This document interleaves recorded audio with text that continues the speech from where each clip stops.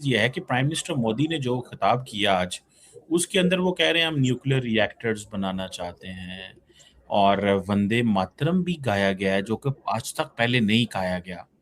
क्या सिग्निफिकेंस क्या है इसकी? What do you make of that? मतलब इसको मैं थोड़ा समझ आपसे सिग्निफिकेंस समझना चाहता हूँ।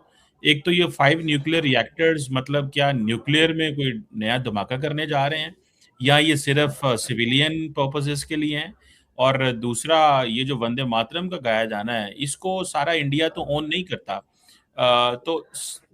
क्या इसका लॉजिक क्या है जरा प्लीज? न्यूक्लियर रिएक्टर हमारी पॉलिसी आपको भी पता है, हमें भी पता है, क्योंकि आपने जो पहला पार्ट कवर अप कर लिया कि न्यूक्लियर रिएक्टर लेना चाहते हैं, उसके बाद वाला नहीं किया, क्योंकि उन्होंने ये भी कहा साथ ही साथ कि हमारी जो एनर्जी की रिक्वायरमेंट है ये हमें उसमें पूरा करना है, क्योंकि एनर्जी रिक्वायरमेंट अपने आप में एक ऐसी रिक्वायरमेंट है जहां अगर हमारी जैसी कंट्री को देखा जाए तो एक काफी हद तक हमारा डीजल इंजन के ऊपर भी डिपेंडेंसी है।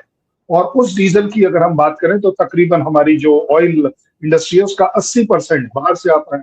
सो अगर हम न्यूक्लियर लेते हैं तो ना केवल हमारे को फायदा होता है, हमारा पैसा बचता है, एंड व्हाई नॉट एक ऐसा रिसोर्स जो कि अबंडेंस में बिजली पैदा कर सकता है, एनर्जी पैदा कर सकता है, तो वो इस्तेमाल करने में क्यों ना। हम तो कह रहे हैं, हम विंड भी इस्तेमाल कर रहे हैं। आपने सिर्फ एक ही चीज सुनी, उनकी दूसरी नहीं सुनी। उन्होंने सोलर के बारे में भी कहा, और सोलर वाला स्कीम उनका इस समय सबसे पॉपुलर चल रहा है इंडिया के अंदर। जी जी, कर दीजिए। क्योंकि मैं थोड़ा सा ये मेरे लिए क्रिटिकल पॉइंट है ना, न्यूक्लियर की आप एनर्जी लेना चाहते हैं, आप ना तो एनपीटी के मेंबर हैं, लेकिन जैसे पाकिस्तान भी नहीं है, और ना ही कोई ट्रैक रिकॉर्ड इतना अच्छा है। यूरेनियम भी मार्केटों में बिक रहा है, न्यूक्लियर रिएक्टर्स का डाटा जो है वो चोरी हो जाता है। तो do you think the world should trust India? That's a question. मेरे लिए तो जारी बात है, पॉइंट ऑफ कंसर्न है, क्योंकि आपके जो न्यूक्लियर की चीजें जो हैं, और अगर आपकी फौज के भी देखें तो आपको याद होगा वो कहते हैं हमारे मिसाइल भी निकल जाते हैं हमारे हाथों से, हमें पता नहीं चलता। तो यूरेनियम का भी डाटा जो है वो कई दफा इंडियन मार्केट्स में मिलता है, ठीक है। तो डू यू थिंक आईईए अगर आपको नहीं वो स्पेस दे रहा है, ये स्पेस दे रहा है, तो जो बाकी मुल्क जो जो भी हो रहा है, आपको लगता है कि Indian scientist and Indian intelligentsia ये कैपेबल है कि आपकी जरूरत तो जरूर है कि आप बड़ा मुल्क हैं, चाहिए दिस एंड दैट, लेकिन आप लोग इस काबिल हैं कि इन चीजों को होल्ड कर सकते हैं? बिकॉज डाटा कुछ और बात करता है कि न्यूक्लियर रिएक्टर्स की चीजें भी निकल जाती हैं, डाटा भी चोरी हो जाता है, और यूरेनियम भी मार्केट्स में बिकता है। तो इस सेंस में जरा पूछ रहा था। जहां तक एनपीटी की बात है, well since you yourself said it, तो मेरे को कुछ बताने की जरूरत ही नहीं है कि एनपीटी में जब आप ही नहीं है तो ये सवाल पूछने का मॉरल राइट शायद आपके पास कम होगा हमसे। तो और रही बात ट्रैक रिकॉर्ड की, तो सबको मालूम है कि न्यूक्लियर ट्रैक रिकॉर्ड किसका कितना अच्छा है और कितना बुरा है। न्यूक्लियर ट्रैक रिकॉर्ड के पॉइंट ऑफ व्यू से किसका किसका न्यूक्लियर पॉलिसी जिंदगी में क्या है, उसको आज मैं डिस्कस इसलिए नहीं करना चाहूंगा। आज एक अच्छे मूड का सवाल है, इस वजह से। जहां तक बात आती है कैपेबिलिटी की, मैं मानता हूं, मैं वी आर नॉट पाकिस्तान कि जो हाई हेडेड चले कि उनके पास सब चीज की काबिलियत है, उसके आगे कोई काबिलियत डेवलपमेंट की जरूरत नहीं है। मेरे यहाँ कैपेसिटी एंड काबिलियत, कैपेसिटी एंड कैपेबिलिटी डेवलपमेंट मेरा शान बान आन है। मैं चाहता हूं, मैं हमेशा जिस लेवल जिस दर्जे पर मैं चलता हूं, मेरी कंट्री वो उससे और ऊपर जाना चाहती है। हम कहीं पर भी ये कहने को तैयार नहीं है या इस तरह का घमंड दिखाने को तैयार नहीं है कि हम capability wise we have reached the brim, capability wise या कंसेप्ट वाइज ऑल्सो, कि कोई और नया कंसेप्ट इसके अलावा हो ही नहीं सकता। जिसको हम बोलते हैं ना कि हम अपनी काबिलियत की उस ऊंचाई तक पहुंच चुके हैं जहां से ऊंचे जा ही नहीं जा सकते। यस, आपका वो कंसर्न जो आपने बोला है कि कहीं वो डाटा लीक आउट हो गया है, मुझे मालूम है आप किस डाटा की बात कर रहे हैं। आप जिस डाटा की बात कर रहे हैं दैट इज दी आउटसाइड, जो पेरिफेरल डाटा जो रिलायंस ने अपना डिक्लेयर किया था, that has got nothing to do with inside data. And जहां तक आईएईए का सवाल है, अगर आईएईए अगर किसी भी तरह से इंडिया को एक थ्रेट पाता, तो मुझे नहीं लगता कि ऑस्ट्रेलिया जैसी कंट्री हमारे साथ उस यूरेनियम से रिलेटेड एग्रीमेंट्स करने के लिए तैयार है। आपका ही यूएस माय बाप हमारे खिलाफ अपने सारे न्यूक्लियर सैंक्शंस जो उसने लगाए थे उसने विड्रॉ भी कर दिए। So it is up to you now कि आप इसे कितना इस्तेमाल खुद करना चाहें या अपने पड़ोसी देश को करने दें। Use in terms of energy, इसमें कोई डाउट नहीं है।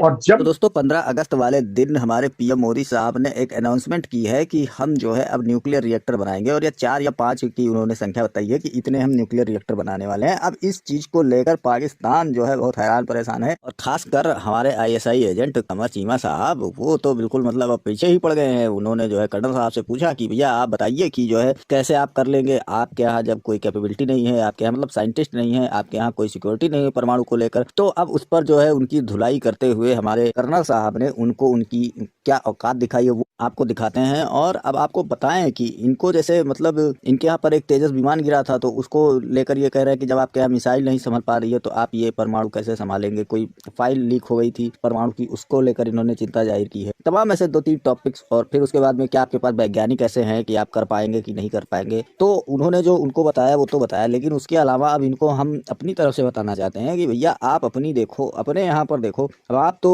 चूंकि आईएसआई एजेंट है तो आपको तो ये देखना ही कि इंडिया क्या कर रहा है। तो अब आप जो है इसकी चिंता ना करो, आप अपने परमाणु की चिंता करो कि वहाँ क्या बचा है कि आपने बेच दिया किसी को। आपको इंडियन के ऊपर ये भरोसा रखना चाहिए कि जो एक बार कह दिया तो कह दिया। अगर हमने कह दिया ऑपरेशन सिंदूर चालू है तो चालू है, मतलब अगर दोबारा गलती किए तो बहुत बुरा हाल किया जाएगा। और इसके अलावा अगर कुछ भी आप उल्टा सीधा करेंगे तो भारतीय हर चीज में आगे हैं। भारत की आप जो है इतिहास, भारत से ही निकले हैं लेकिन आपको भारत के इतिहास के बारे में पता नहीं है। बड़ी शर्मनाक बात है, आपको अपने ही लोगों के बारे में नहीं पता है। इंडिया के अंदर कोई भी मिलिट्री के तलवे नहीं चाट रहा है, सब अपने अपने डिपार्टमेंट का काम ईमानदारी से करते हैं और अपनी मर्जी से करते हैं और अच्छे से करते हैं। उनको जो जिम्मेदारी दी गई है वो करते हैं। भले ही कुछ लोग अच्छे हैं कुछ लोग बुरे हैं, लेकिन ऐसा कोई यहाँ पर समस्या नहीं है कि यहाँ वैज्ञानिकों की कमी है या हम जो है किसी चीज में पीछे जाना है। जब एक बार इंडिया ने ठान लिया कि हमें ये करना है तो इंडिया कर कर रहता है। आपके यहाँ ऐसा नहीं है कि चाइना की मदद लेंगे और उनकी मदद लेंगे, इनकी मदद लेंगे। हाँ, जो मदद देना चाहता है उनसे मदद लेने में कोई बुराई नहीं है, ये अलग बात है। तो फिलहाल चलते हैं वीडियो की ओर और देखते हैं पूरा वीडियो पसंद आए तो लाइक करें, चैनल को सब्सक्राइब करें।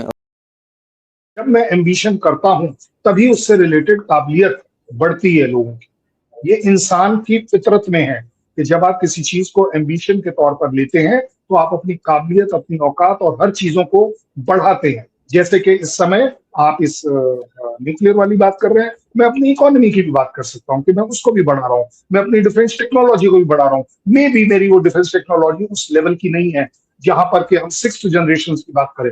मैं 5th जनरेशन पर काम करूंगा, कल 6th जनरेशन पर भी काम करूंगा। Last but not the least, Vande Mataram मैंने आपको अभी भी बताने की कोशिश करी कि जिंदगी में इंसान की सबसे आउटस्टैंडिंग क्वालिटी ये होती है कि वो कुछ नया भी करे, और स्पेशली वो करे नया जो उसकी आवाम मांग रही है। अगर 140 लोगों के हिंदुस्तान में एक अच्छी खासी रिस्पेक्ट, एक Vande Mataram as a national song है, तो उसे हम क्यों नहीं अपना सकते। और जहां तक आपने बोल दिया आधा आधा, तो let me tell you one thing, ऐसे कम से कम नहीं तो 100 वीडियोस सोशल मीडिया पर चल रहे हैं जहां मेरे अपने मुसलमान भाई कह रहे हैं कि वंदे मातरम से हमें क्या ऑब्जेक्शन हो सकता है। ये ऑब्जेक्शन पाकिस्तान में बैठकर शायद किसी और को हो जाए तो मैं नहीं कह पाऊंगा, बट मेरा मुसलमान मेरे वंदे मातरम के साथ है कि उसको उसके खिलाफ ऑब्जेक्शन नहीं है। वो गाना पसंद करे ना करे, that is not the question now. लेकिन ये बिल्कुल वही वाली बात है कि जिंदगी में नई चीजें करेंगे। आपके साथ भी हमने नई चीजें करने की पहल कोशिश करी, तो ठीक है बात नहीं बन पाई आपके तरफ से, बट कोशिशें तो जारी रहती हैं। इस समय आप और मैं क्या कर रहे हैं, बात करके कोशिशें कर रहे हैं कि कम से कम बातचीत का एक माहौल हो।